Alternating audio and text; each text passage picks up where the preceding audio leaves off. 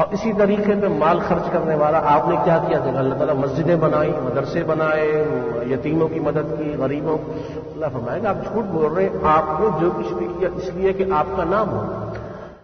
ابو ہریرہ رضی اللہ عنہ سے آپ علیہ الصلوۃ والسلام نے فرمایا یا ابا ہریرہ، اے ابو ہریرہ سنو، اولئک الثلاثہ اول خلق اللہ تسعر بہم النار یوم القیامہ. ترمذی میں ہے. ابو ہریرہ یہ 3 قسم کے وہ لوگ ہیں کہ جہنم کی آگ انہی سے بھڑکائی جائے گی. جیسے آگ بھڑکانے کے لیے انسان دیا سلائی تو چیز تو فرمایا کہ یہ وہ ہیں ان سے آگ بھڑکائی جائے گی. نہ صرف یہ کہ پھینکا جائے گا بلکہ ان سے بھڑکائی جائے گی. اور تینوں کے تینوں شہید. کتنا بڑا مرتبہ. شہید کے خون کا قطرہ زمین پہ گرنے سے پہلے ہی اعلان ہو جاتا ہے جنت میں لے جاؤ اس کو. شہید کا 7 طرح اکرام ہوتا ہے. قبر کا عذاب نہیں اور موت کی سختی معاف، جنت کی حوروں کا استقبال، اپنے خاندان کے 70 لوگوں کی مغفرت اور کیا کچھ. لیکن اگر ریاکاری ہے اور عالم ایک انسان کو پڑھاتا ہے، اس کے ذریعے ہزاروں لاکھوں لوگوں کو فائدہ ہوتا، صدقہ جاریہ علم، لیکن کیونکہ جو بھی دینداری ساری اسی طریقے کا مال خرچ کرنا، ایک کے بدلے 700 7,000 تو یہ کتنی بڑی بڑی نیکیاں کرنے والے. من صام یرائی فقد اشرک ومن صلى یرائی فقد اشرک ومن تصدق یرائی فقد اشرک. مسند احمد بن حنبل میں جس نے صدقہ کیا ریاکاری کے لیے، نماز پڑھی ریاکاری کے لیے، روزہ رکھا ریاکاری کے لیے، اس نے شرک کیا. ریاکاری اتنا بڑا گناہ ہے کہ اس کو شرک اصغر کہا گیا ہے. اور شرک وہ گناہ ہے جس کی معافی نہیں ہے.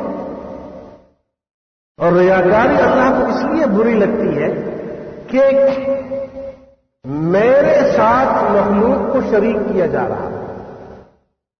اب انسان نماز پڑھتا ہے، بڑی خوبصورت نماز، اچھی نماز، لمبی نماز، طویل نماز، دیکھا کوئی شخص دیکھ رہا ہے تو اور اس کو محنت کرنے لگا، اب سب کچھ ضائع ہو گیا. اور اس کا معاملہ انسان کی نیت سے ہے.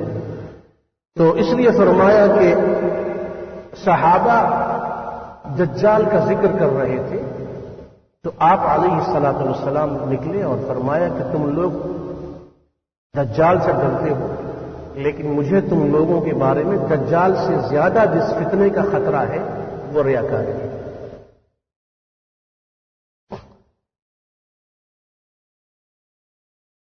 اور قیامت کے دن اللہ تعالی تمام انسانوں کو جمع کرے گا.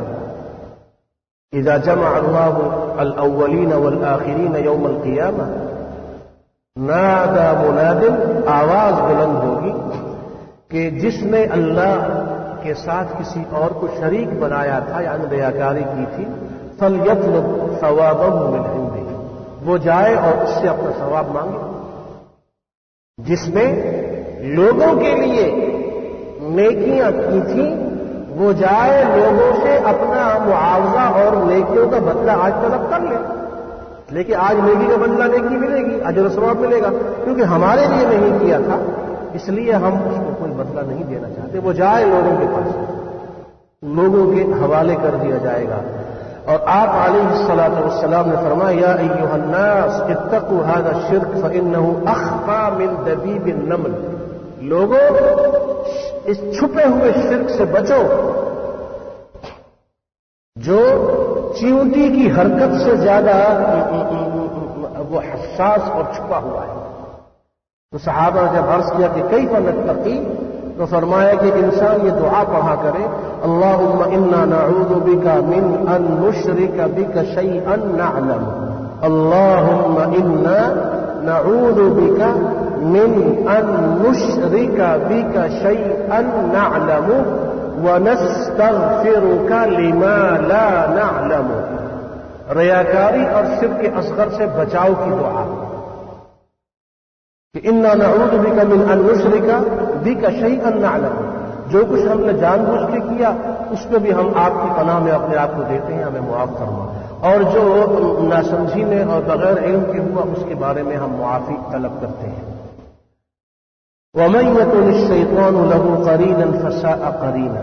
اب آپ اندازہ لگائیے کہ جس کو سزا یہ ملے کہ شیطان اس کا ایسا ساتھی بن جائے کہ ہر وقت اس کے ساتھ رہے، یعنی صحبت اس کی مل جائے۔ اسی لیے فرمایا کہ عن المرء لا تسأل عن قرینہ، عن المرء لا تسأل واسأل عن قرینہ، عن المرء لا تسأل واسأل عن قرینہ، فكل قرین بالمقارن یقتدی۔ کسی انسان کے بارے میں نہ پوچھو، عن المرء لا تسأل، کسی کے بارے میں پوچھنا ہو تو اس کے بارے میں نہ پوچھو، بلکہ واسأل عن قرینہ، اس کے دوستوں سوسائٹی کے بارے میں پوچھو کن کے ساتھ اٹھتا بیٹھتا ہے۔ کیوں؟ اس لیے کہ فَكُلُّ قَرِينٍ بِالْمُقَارِنِ يَقْتَدِي، ہر آدمی اپنے گہرے دوستوں کے دین پہ اور ان کی عادات اور ان پہ ہوتا ہے، صحبت کا اثر ہوتا ہے۔ تو انسان جس کا صحبت یافتہ شیطان، یہ جو انسان شیطان کا صحبت یافتہ بن جائے، صحبت کہتے ہیں انسان اپنے شب و روز اور 24 گھنٹے کی زندگی کا زیادہ وقت جن کے پاس گزارے، جیسے لوگ اپنے فارغ اوقات کو اپنے دوستوں میں گزارتے ہیں۔ ظاہر ہے ہر آدمی کے قریبی دوستوں کے بارے میں سب کو علم ہوتا ہے کہ ان کا اٹھنا بیٹھنا ان کے ساتھ ہے۔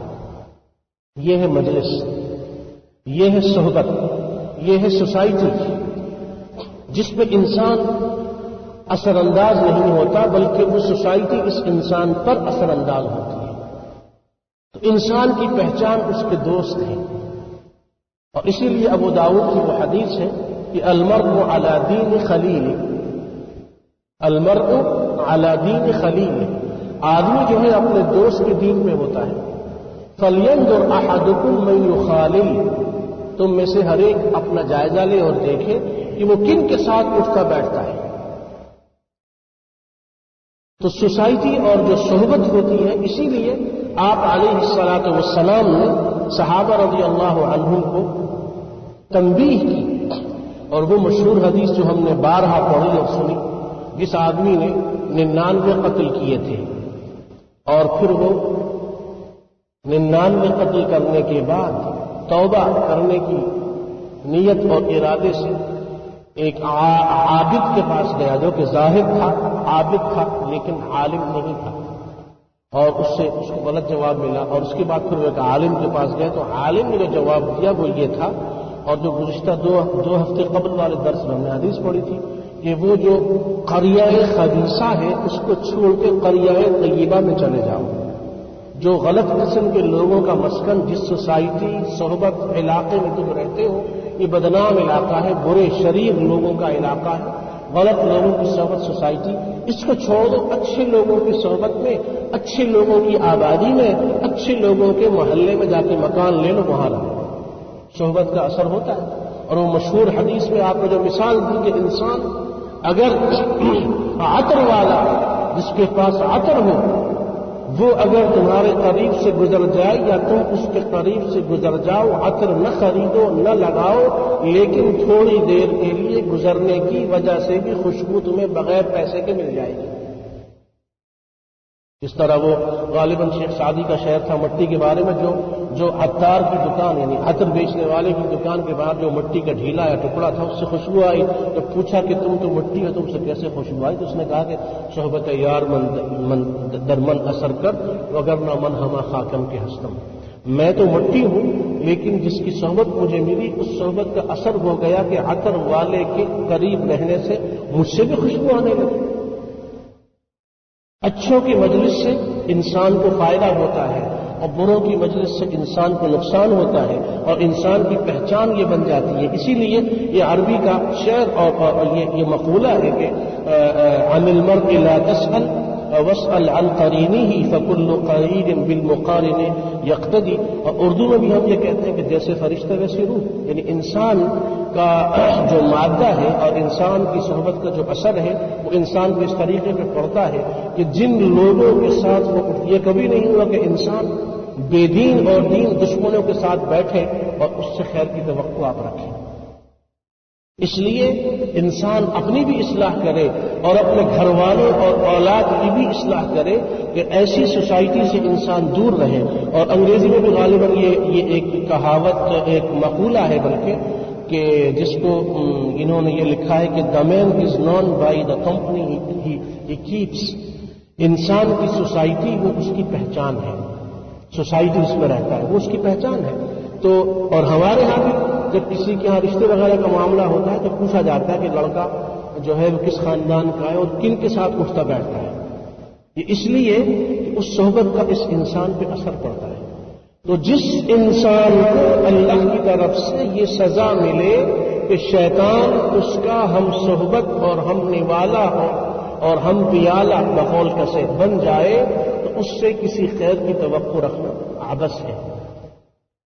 وَمَن يَكُنِ الشَّيْطَانُ لَهُ قَرِينًا فَسَاءَ قَرِينًا وَمَاذَا عَلَيْهِمْ، یہ کہا جا رہا ہے ان لوگوں کے بارے میں کہ اگر یہ لوگ ایمان لے آتے اور برائیوں کو چھوڑ دیتے اور مال خرچ کرتے بغیر ریاکاری کے تو ان کو اس کا فائدہ ہوتا، اور اللہ تعالی سے کوئی چیز چھپی ہوئی نہیں ہے، اللہ تعالی ہر انسان کے بارے میں خوب باخبر ہے اور علم والا ہے۔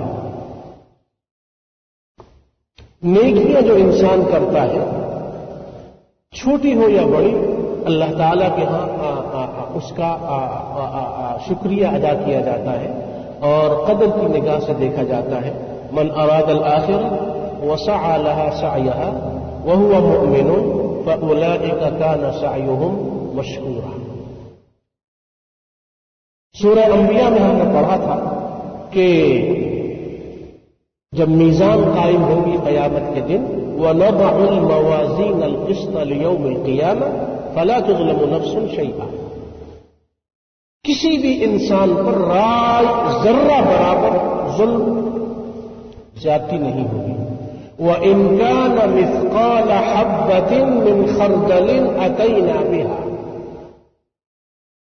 فرمایا کہ وَإِنْ كَانَ مِثْقَالَ حَبَّةٍ مِّنْ خَرْدَلٍ، رائی کے برابر بھی ذرہ، اس برابر بھی نیکی اگر ہوگی، اللہ فرماتا ہے اتینا بہا، ہم اسے لے کر آئیں گے، وکفی بنا حاسبین، اور ہم سے زیادہ حساب کرنے والا، جواب اور بدلہ دینے والا، معاوضہ دینے والا کون ہے؟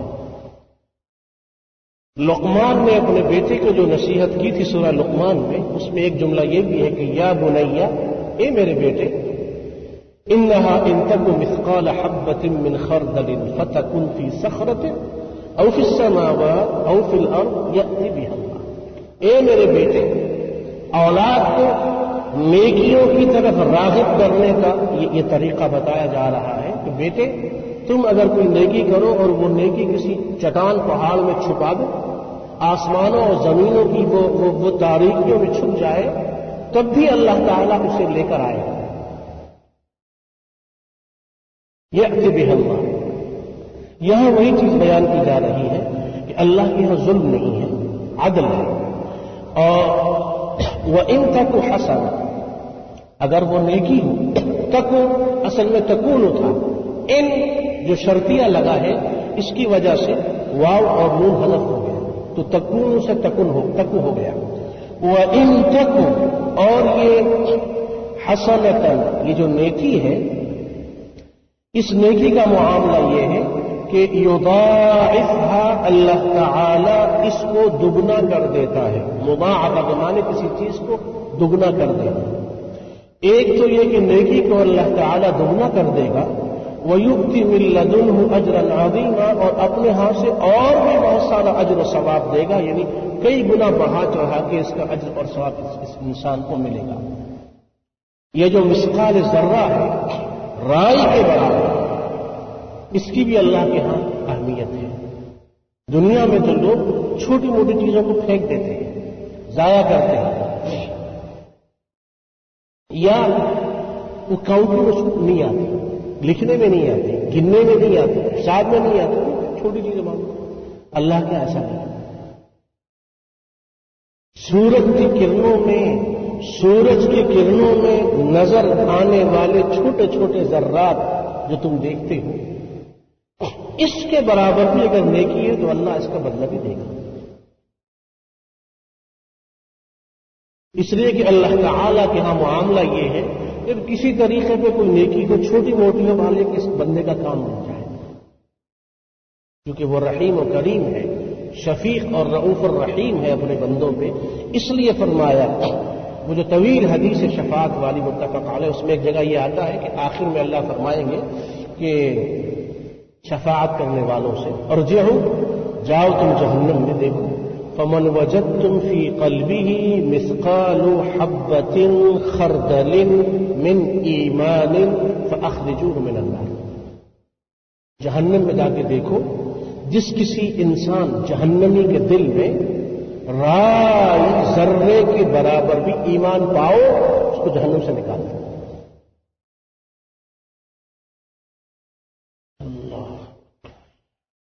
فمن وجدتم فی قلبہ مثقال حبۃ خردل من ایمان فاخرجوہ من النار۔ اور یہ جو ہے یؤتی من لدنہ اجرا عظیما، اللہ اجر عظیم دے گا۔ یہ اتنا ہے کہ ابو ہریرہ رضی اللہ عنہ فرماتے ہیں کہ آپ علیہ الصلاۃ والسلام نے فرمایا کہ ان اللہ عز وجل یعطیہ الف حسنہ، اللہ تعالی ایک نیکی کا بدلہ ہزاروں نیکیوں کی شکل میں دے گا۔ اور اس کے بعد پھر فرمایا کہ ابو ہریرہ یہ کہتے ہیں کہ یہ آیت جو ہے وَيُؤْتِ مِن لَّدُنْهُ أَجْرًا عَظِيمًا یہ پڑھی اور فرمایا فَمَن يُقَدِّرُهُ قَدْرُهُ۔ اللہ تعالی کے ہاں جب اس طریقے پہ عطا کا معاملہ ہو تو کون ہے جو اللہ تعالی کے اس عطا اور اس عطیے اور اس انعام اور اس اکرام کو گن سکے؟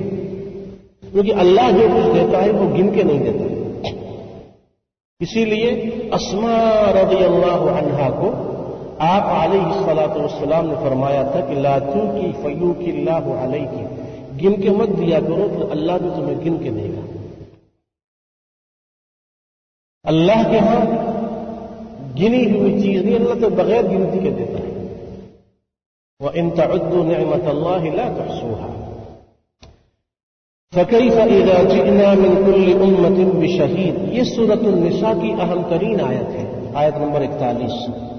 قیامت کے دن تمام انبیاء جب آئیں گے اور ان کی امتیں آئیں گی اور نبی اللہ کے سامنے اپنی گواہی کو پیش کریں گے، اور سورہ اعراف کے شروع میں جو ہے کہ اللہ تعالی رسولوں سے بھی پوچھے گا اور جن کی طرف رسولوں کو بھیجا گیا تھا ان سے بھی پوچھے گا، تو بہت ساری امتیں ایسی ہوں گی جو اس وقت انکار کر دیں گی، اور نبی بہت پریشان ہوں گے کہ یہ ایسے عجیب لوگ ہیں کہ زندگی بھر ہم ان کو اللہ کی طرف بلاتے رہے، اور آج یہ کم وقت یہ کہہ رہے ہیں کہ ہم نے تو کبھی آپ کو دیکھا تک نہیں۔ تو اللہ تعالی کی طرف سے یہ کہا جائے گا کہ آخری امت کے لوگوں کو بلایا جائے۔ امام ابن کثیر اور امام القرطبی اور دوسرے مفسرین نے لکھا کہ یہ امت آئے گی اور یہ امت کہے گی کہ ہاں یہ نبی برحق سچے ہیں، انہوں نے اپنی قوم کو دعوت دی تھی، یہ لوگ جھوٹ بول رہے ہیں، جھوٹے ہیں۔ جھوٹوں کی ظاہر ہے ہر دور میں، جھوٹوں کی کوئی کمی نہیں، لیکن اللہ تعالی اس امت سے وہ اہم کام لے گا جو نبیوں والا کام ہے، یہ پہلی امتوں پر گواہی دینا، اور اس کا ذکر سورہ بقرہ دوسرے سپارے کی شروع میں ہے، تکونوا شہداء علی الناس ویکون الرسول علیکم شہیدا، تاکہ تم جو امت محمد صلی اللہ علیہ وسلم تم پہلوں پہ گواہ بن جاؤ، تو گواہی کا حق اس طرح ادا ہوگا کہ لوگ گواہی دیں گے اور نبی بھی گواہی دیں گے۔ آپ علیہ الصلاۃ والسلام پر قرآن نازل ہوا اور قرآن سے آپ کو بڑا لگاؤ تھا، کلام اللہ ہے، تو آپ قرآن پڑھتے تھے اور صحابہ کو پڑھاتے تھے اور صحابہ سے قرآن سنتے تھے، اور بارہا ہم نے اپنے دروس میں قرآنیات سے متعلق ان احادیث کو بیان کیا ہے جن کا مقصد یہ ہے کہ ہمارے دل میں بھی رغبت پیدا ہو، ہم بھی قرآن صحیح تجوید سے پڑھیں۔ جب ہم صحیح تلفظ سے، صحیح تجوید سے اور ترجمہ اور تفسیر کو سمجھ کے قرآن پڑھیں گے، ہماری زندگی میں تبدیلی پیدا ہوگی اور ایمان تازہ ہوگا اور دل نرم ہوگا۔ اسی طرح جب دوسرے کسی سے قرآن سنیں گے تو ہمارے ایمان میں ہمیں تازگی اور جدت اور تجدید محسوس ہوگی، ایمان کی علامت ہے۔ تو آپ علیہ الصلاۃ والسلام نے سیدنا عبداللہ ابن مسعود رضی اللہ عنہ سے فرمایا کہ مجھے تم قرآن پڑھ کے سناؤ، اقرأ علی۔ انہوں نے عرض کیا کہ یا رسول اللہ کیف اقرأ علیک وعلیک انزل، آپ کو پڑھ کر میں کیسے سناؤں، آپ پر تو قرآن نازل ہوتا ہے۔ تو فرمایا کہ انی احب، اور صحیح مسلم کی روایت میں انی اشتہی ان اسمعہ من غیری، میں یہ چاہتا ہوں کہ میں کسی اور سے قرآن سنوں۔ تو جن پہ اللہ نے یہ انعام اور اکرام کیا ہے کہ وہ خود اچھا قرآن پڑھ لیتے ہیں تجوید اور حسن صوت سے، تو انہیں قرآن پڑھنا اور سنانا چاہیے۔ اور اگر کسی پہ اللہ نے یہ کرم کیا ہے کہ بیٹی یا بیٹا حافظ اور قاری یا قرآن پڑھ رہے ہیں تو انہیں اپنے بچوں اور اپنی اولاد سے قرآن سننا چاہیے، اور اپنے شاگردوں سے بھی قرآن سننا چاہیے کہ اس سے ایمان تازہ ہوتا ہے۔ بچپن میں ہمارے اساتذہ میں ایک استاد تھے جو ہمارے قرآن کی منزل سنتے ہوئے زار و قطار رویا کرتے تھے۔ بچپن میں چونکہ شعور نہیں تھا، ہماری سمجھ میں یہ بات نہیں آتی تھی کہ یہ ہمارے پاس سب روتے کیوں ہیں۔ اب معلوم ہوتا ہے کہ وہ کیوں روتے تھے۔ تو یہ جو رونا ہے، رقت، یہ انسان کے دل کی نرمی اللہ کی رحمت کی نشانی ہے۔ جب آپ علیہ الصلاۃ والسلام روئے تھے اپنے بیٹے اور نواسوں کی موت پر، تو صحابہ نے جب پوچھا تھا کہ آپ بھی روتے ہیں تو آپ نے فرمایا تھا کہ ہاں یہ اللہ کی رحمت کی نشانی ہے۔ تو آپ علیہ الصلاۃ والسلام نے عبداللہ ابن مسعود سے قرآن سنا۔ عبداللہ ابن مسعود یہ فرماتے ہیں کہ میں نے سورہ نساء پڑھنی شروع کی، اور جب میں اس آیت پہ پہنچا فَكَيْفَ إِذَا جِئْنَا مِنْ كُلِّ أُمَّةٍ بِشَهِيدٍ وَجِئْنَا بِكَ عَلَى هَؤُلَاءِ شَهِيدًا، جب اس آیت پہ پہنچا تو قَالَ حَسْبُكَ الْآنَ، ارشاد فرمائے کہ بس کرو بس کرو۔ فَالْتَفَتُّ إِلَيْهِ فَإِذَا عَيْنَاهُ تَذْرِفَانِ، فرمایا کہ بس کرو بس کرو۔ جب میں نے دیکھا تو آپ علیہ الصلاۃ والسلام کی آنکھوں سے آنسو جاری تھے، اور ایک روایت میں ہے کہ رأیت دموعه تسیل، میں نے دیکھا کہ آنسو بھی چہرے پہ بہہ رہے ہیں، زار و قطار رو رہے ہیں اس آیت کو سن کے کہ اس وقت کیا ہوگا جب ہر امت پر ایک گواہ آئے گا اور پھر تمام گواہوں پر آپ صلی اللہ علیہ وسلم کو گواہ بنایا جائے گا۔ اس دن کی اس کیفیت کا تصور کر کے آپ علیہ الصلاۃ والسلام رو پڑے۔ یہ وہ اہم ترین آیت ہے اس سورہ نساء کی۔ فَكَيْفَ إِذَا جِئْنَا مِنْ كُلِّ أُمَّةٍ بِشَهِيدٍ وَجِئْنَا بِكَ عَلَى هَؤُلَاءِ شَهِيدًا، یہ وہ دن ہوگا یومئذ، اس دن یود الذین کفروا، آرزو کریں گے اور کہیں گے کافر لوگ، وعصوا الرسول، اور رسول کی نافرمانی کرنے والے بھی، لو کہ کاش تسوا بہم الارض، ان پر زمین برابر ہو جائے۔ سورہ نبا کے آخر میں قیامت کے دن کافر کیا کہے گا؟ وَيَقُولُ الْكَافِرُ يَا لَيْتَنِي كُنْتُ تُرَابًا، کافر یہ کہے گا کہ کاش میں مٹی ہو جا، میں مٹی ہوتا کہ آج مجھ سے حساب کتاب نہ ہوتا۔ تو کافر اور نافرمانی کرنے والے دیکھیے وعصوا الرسول کو کافروں کے ساتھ ذکر کیا. رسول کی مخالفت کرنے والا، رسول کی نافرمانی کرنے والا، اس کو کافر کے ساتھ ملا دیا. معلوم یہ ہوا کہ سرکار دو عالم صلی اللہ علیہ وسلم کی کسی بھی حکم یا سنت کی خلاف ورزی یہ کوئی معمولی گناہ نہیں ہے. یہ اس دن یہ آرزو کریں گے کہ کاش زمین برابر ہو جائے، یعنی ہم مٹی ہو جائیں، مر جائیں. وَلَا يَكْتُمُونَ اللَّهَ حَدِيثًا، اور یہ کسی بات کو چھپا نہیں سکیں گے اللہ سے. اس لیے کہ قیامت کے دن بعض مشرک اور کافر یہ کہیں گے کہ ہم نے تو یہ نہیں کہا تھا، ہم نے تو وہ نہیں کہا تھا، ہم نے تو یہ نہیں کہا تھا. اس کا جواب یہ ہوگا، ایک تو اعمال نامہ دکھایا جائے گا، یہ دیکھو فلاں ٹائم اور فلاں جگہ فلاں مقام پر تم نے یہ کام کیا تھا اور یہ کہا تھا. اور دوسرا خود قرآن نے بتایا کہ اس دن اس طرح سورہ یاسین میں ہے، اليوم نختم على افواههم وتكلمنا ايديهم وتشهد ارجلهم. اس دن اللہ تعالی زبان کو بند کر دے گا اور ہاتھ پہ گواہی دے گا. تو کوئی بات اللہ سے چھپائی نہیں جا سکے گی. یہ اس دن کا ذکر ہے. وآخر دعوانا ان الحمد للہ رب العالمین. رب العالمین.